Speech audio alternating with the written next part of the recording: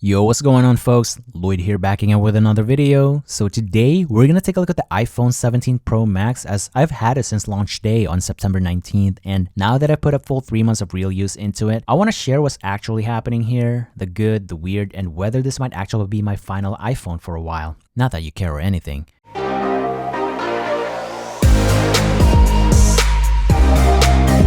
Let's start first with the design. First thing you notice is the body. Apple ditched titanium and went back to, I gotta say it, cheap aluminum. And you can feel it. It's smoother in the hand, a little warmer to touch, but heavier than I expected. That said, the balance feels better than my iPhone 15 Pro Max did. Less top heavy, which I really like. And then there's the full width camera bar slash plateau, I guess, as some people calls it. It looks sleek, futuristic even, but here's the real life test. I was using a camera case, not naked, and dropped it while I was squatting at the gym. Not a huge fall, guys, and yet the camera ring edge chipped. I've never seen that happen, even with my older iPhones going commando mode, no case, dropping it on uneven concrete while walking, so that was kind of odd, you guys. I ended up putting this Spigen lens protector thing, not sponsored, link below though if you're curious. It doesn't kill the phone's vibe, but once that first chip shows up, you just know it's not an immaculate slab anymore. Anyways, moving on to the screen, that 6.9-inch display is definitely big. I mean, really big. I came from a 6.7-inch iPhone 12 Pro Max and 15 Pro Max, and yeah, I was wrong for my older videos. Like, this is actually pretty big. So whether I'm scrolling, watching B-roll, doing social clips, or editing a travel vlog, gaming right here, the extra screen real estate definitely helps. It doesn't feel cramped, surprisingly. Outdoors in sunlight too, it holds up really well with its 3000 nit bright display now. However though, that I guess anti-reflective coating that Apple put, I don't really see it.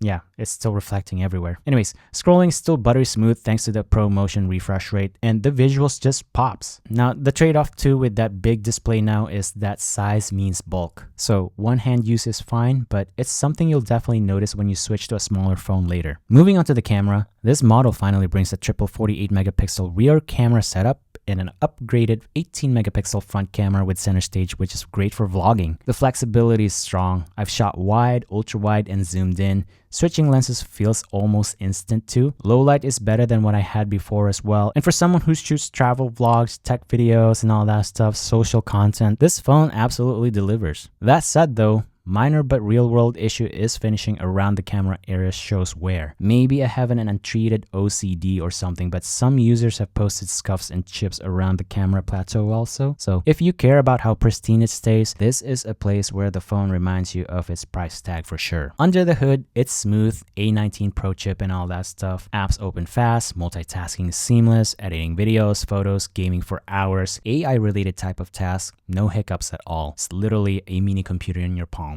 The new vapor chamber cooling system helps during heavier use, so the phone stays cooler than past models under stress. And if you're doing everyday stuff, you'll feel how capable this is. Now, whether you need all that capability is another question though, since I'm seeing a lot of people buying this phone but not use it to its full potential, just for the sake of showing off, but you do you. Now, for the battery life, it's legit one of the best things about it. Here in North America, and I guess other parts of the world with no physical SIM tray anymore, we got that extra milliamp hours of battery now, unlike the ones with physical SIM tray. So Apple's official number for video playback on this model is up to 39 hours, but I personally haven't tested that out yet. Although I can definitely say that I can go a full 24 hours with my battery charge limit set to only 80%, use it pretty heavily from just your typical news and social media scrolling, to video watching on YouTube, Netflix, Disney Plus, Crunchyroll, and all that stuff, to a couple of hours of gaming, specifically just like an hour or two, video shooting and editing, photography, and all that stuff, and it really holds up. Your mileage might vary though, but all in all, it gives you real freedom. Long days, heavy camera use, maps, all that stuff.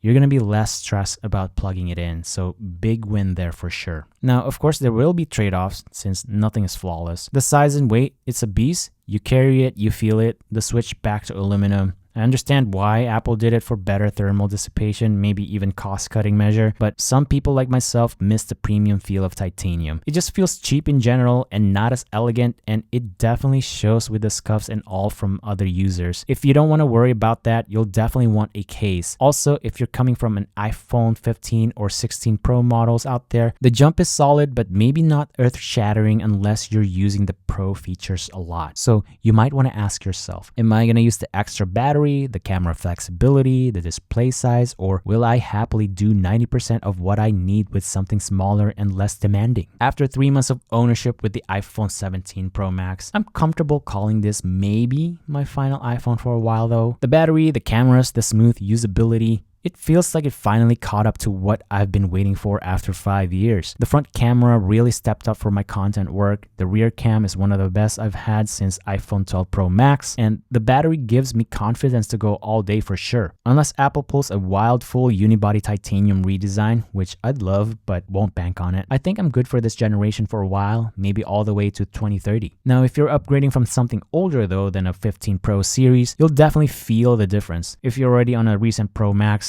ask yourself, do I really need this premium tier or can I wait? Because yes, this phone delivers, but yes, it asks for more in size, cost, and care. Anyways, that's all my 2 cents here, guys. Thanks for watching, and I'll see you guys in my next video, which is more Japan vlogs.